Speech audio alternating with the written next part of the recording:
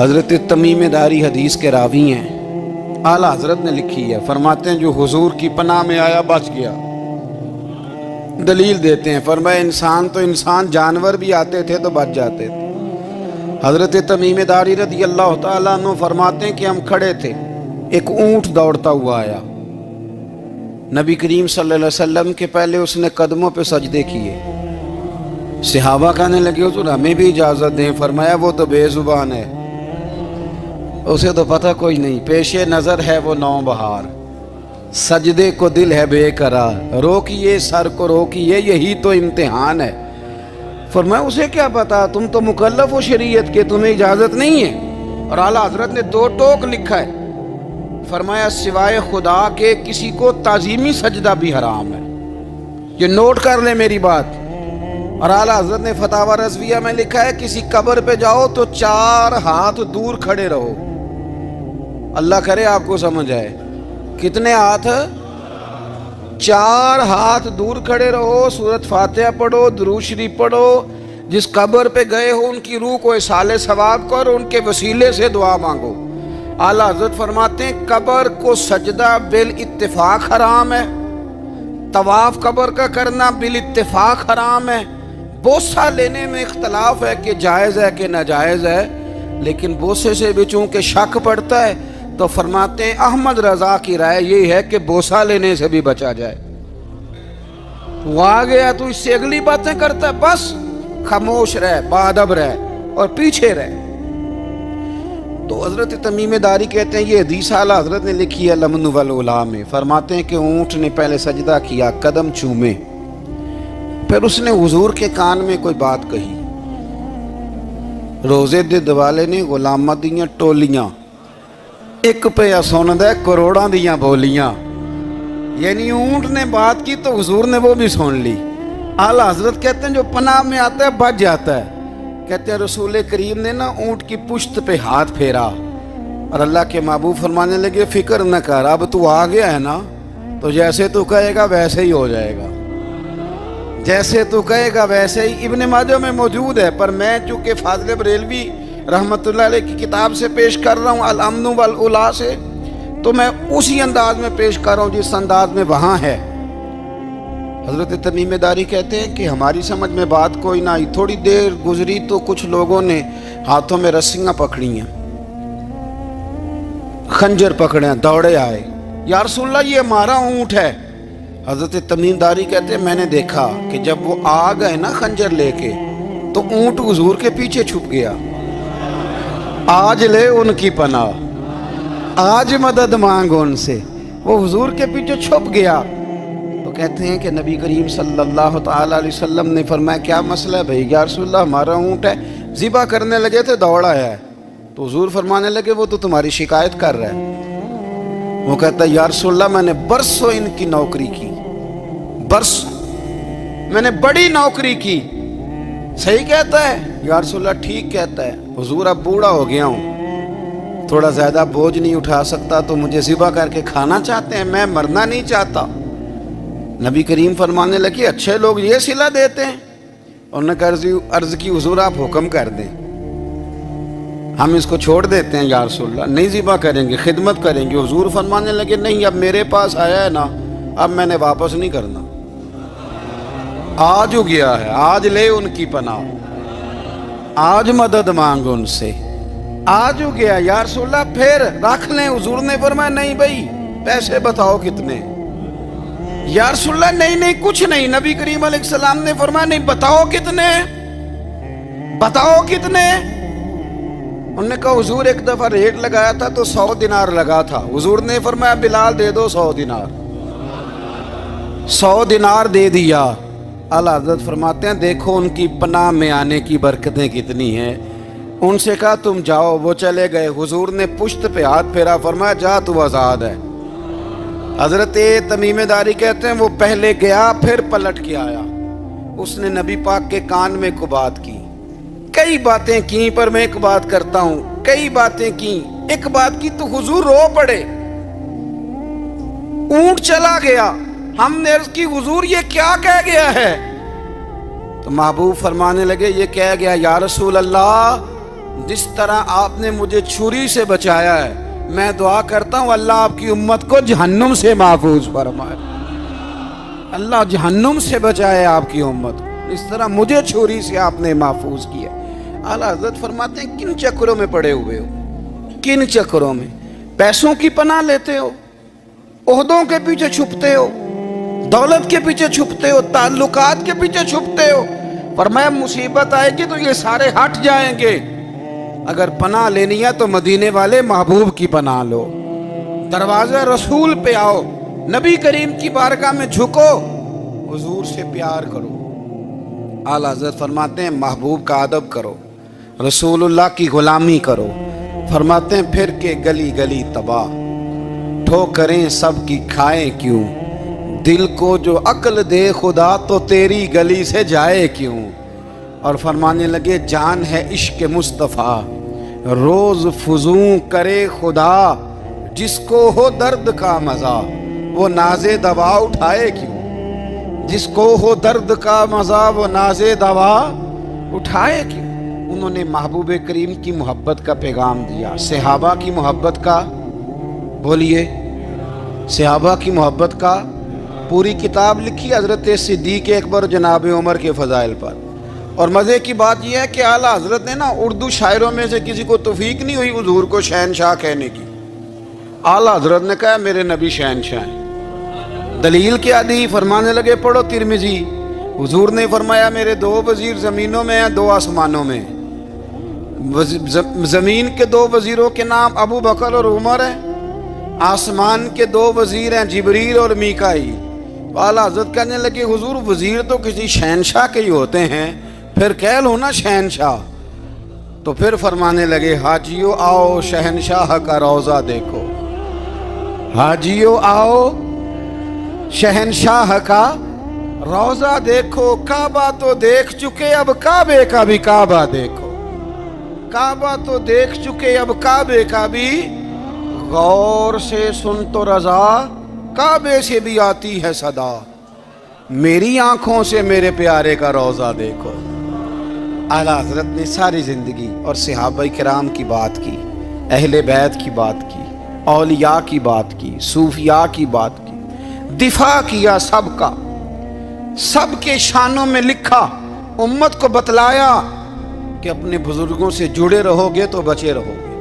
اعلیٰ حضرت نے طنز کرنے سے، تنقید کرنے سے، بلا وجہ غلطیاں نکالنے سے اور ایک دوسرے پر لان تان کرنے سے ہمیں بچنے کو کہا۔ اعلیٰ حضرت فرماتے ہیں کوئی علم اگر آ جائے نا تو اس کا معنی یہ نہیں کہ سب کو جاہل سمجھ لینا چاہیے۔ سمجھ آ رہی ہے میری بات کی؟ ہم جس شعبے میں بھی ہوتے ہیں نا سامنے والے کو ان پڑھ ہی سمجھتے ہیں۔ مولویوں کے بارے میں بعض لوگوں کا خیال ہے کہ یہ پتہ نہیں کون سی مخلوق ہے، ان کو کیا پتا دنیا داری کا۔ میں صحیح کہہ رہا ہوں۔ اسی طرح جو میرے شعبے سے تعلق رکھنے والے لوگ ہیں وہ کہتے ہیں شاید سارے تاجر 2 نمبر طریقے سے ہی مال کماتے ہیں۔ یہ ہو نہیں سکتا، ایسا ہو نہیں سکتا۔ ہمیں نا دوسروں کی اہمیت کی خبر رکھنی چاہیے۔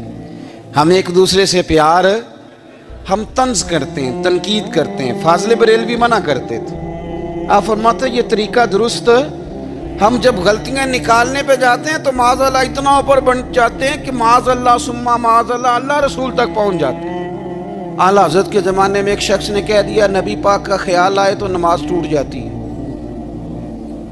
عقل ہے نا جی، جہاں مرضی لے جاؤ۔ وہ کہنے لگا جی میں نے خالص اللہ کے لیے پڑھنی ہے نا فلسفہ عجیب، نبی پاک کا خیال آئے تو نماز۔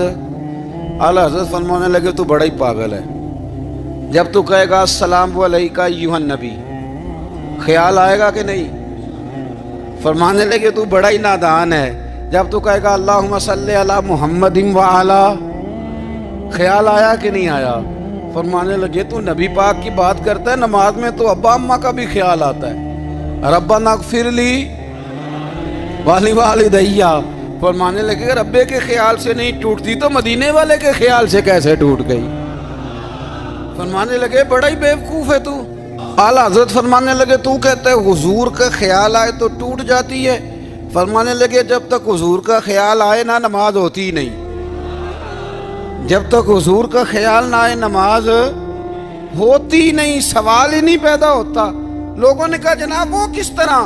تو اعلیٰ حضرت فرمانے لگے اللہ نے کہا قرآن میں واقعیم الصلاۃ، نماز پڑھو، یہ نہیں بتایا کتنی پڑھنی ہے، اور یہ بھی نہیں بتایا فجر کی کتنی پڑھنی ہے، یہ بھی نہیں بتایا ظہر کی، یہ بھی نہیں بتایا قیام کیسے کرنا ہے، ہمیں یہ بھی نہیں بتایا رکوع کیسے کرنا ہے۔ ہمیں پتہ کیسے پتہ چلا؟ جب صحابہ نے کہا نا رب کہتا ہے نماز پڑھیں تو کیسے پڑھیں، تو حضور فرمانے لگے سلو کما رأیتمونی اصلی، نماز اس طرح پڑھو کرو جس طرح مجھے پڑھتے ہوئے دیکھتے ہو۔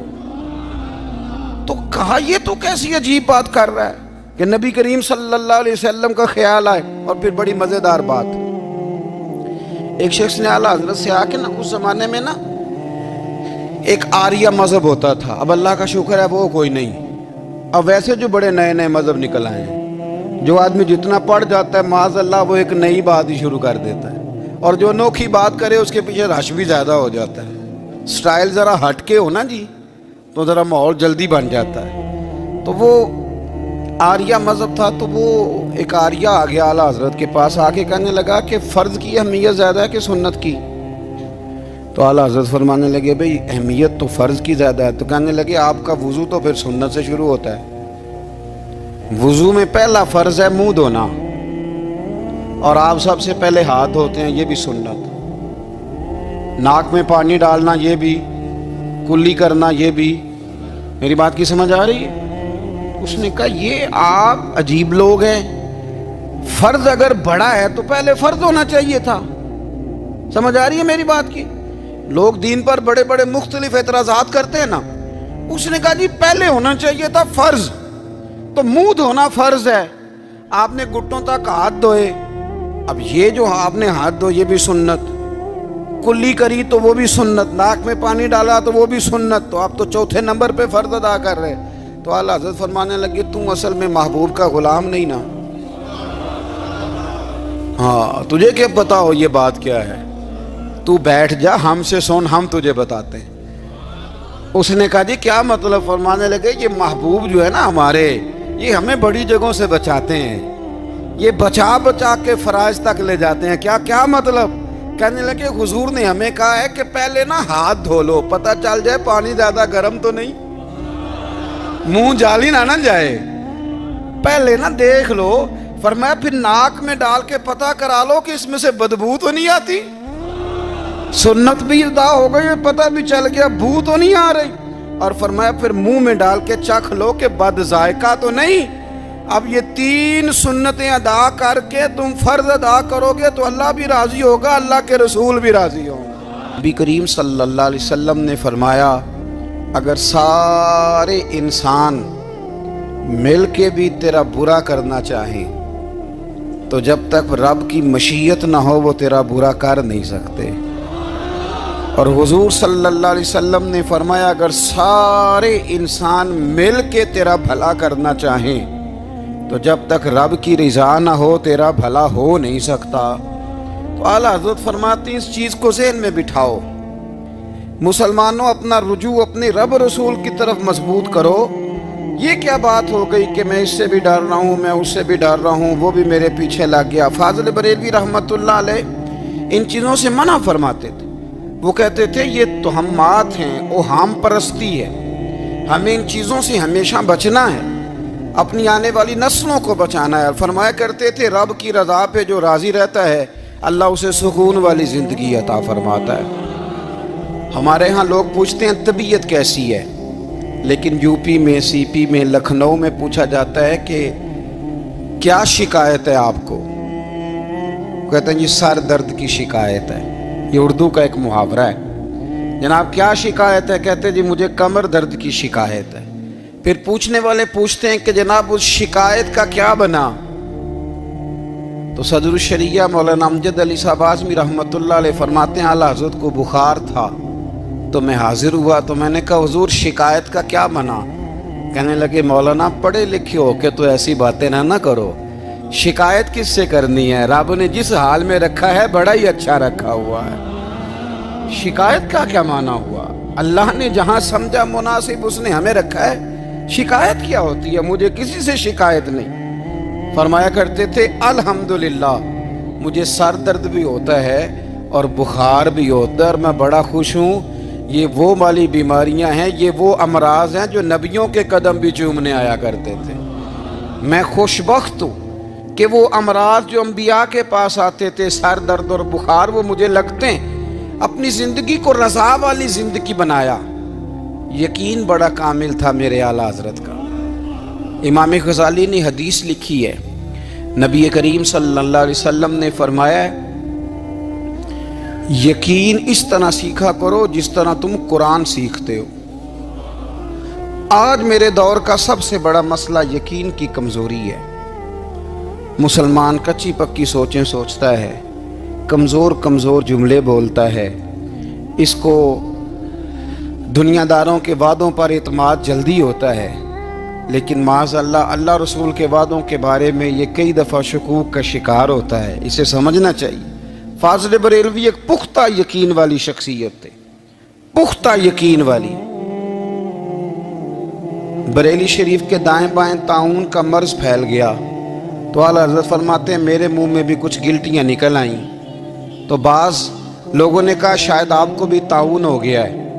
اعلیٰ حضرت رحمۃ اللہ علیہ فرماتے ہیں جو سب سے بہترین طبیب تھا وہ لایا گیا، اس نے میرا منہ دیکھ کے گلٹیاں دیکھ کے کہا خو آپ کو تو طاعون کا مرض ہو گیا ہے۔ تو اعلیٰ حضرت فرمانے لگے مجھے ساری بیماریاں لگ سکتی ہیں، یہ نہیں لگ سکتی۔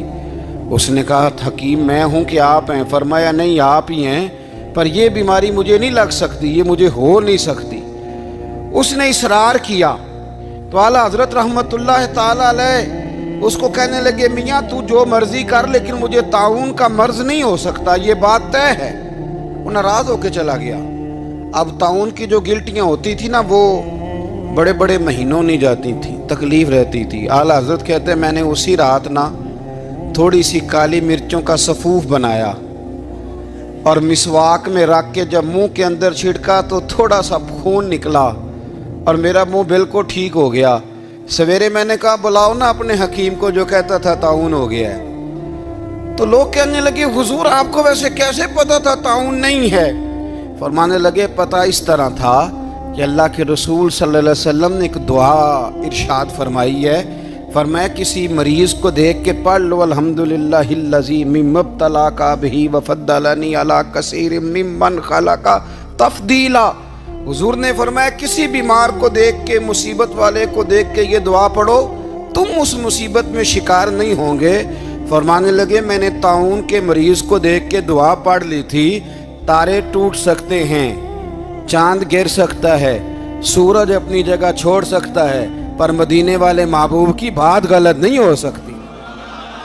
یہ میرا یقین کامل ہے، ساڈے نبی دی زبان ساڈے واسطے قرآن، یہ بات غلط ہو سکتی؟ مضبوط یقین فاضل بریلوی کا، مضبوط نظریات۔ اعلیٰ حضرت رحمۃ اللہ تعالی علیہ سے کسی نے کہا آپ کس طرح کے مومن ہیں،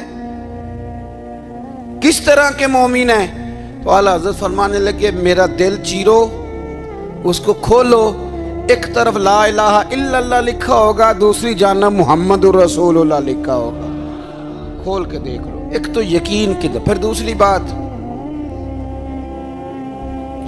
خشک لوگوں کو زندگی گزارنے کا مزہ کوئی نہیں آتا۔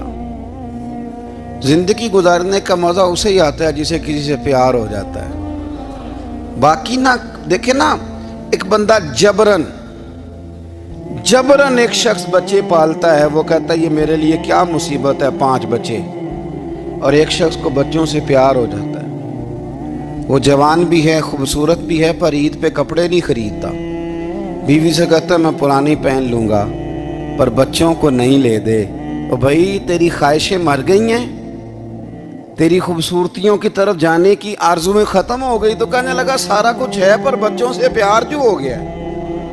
اعلیٰ حضرت رحمۃ اللہ علیہ بہت بڑے فلسفی تھے، منطقی تھے، بہت بڑے سائنسدان تھے۔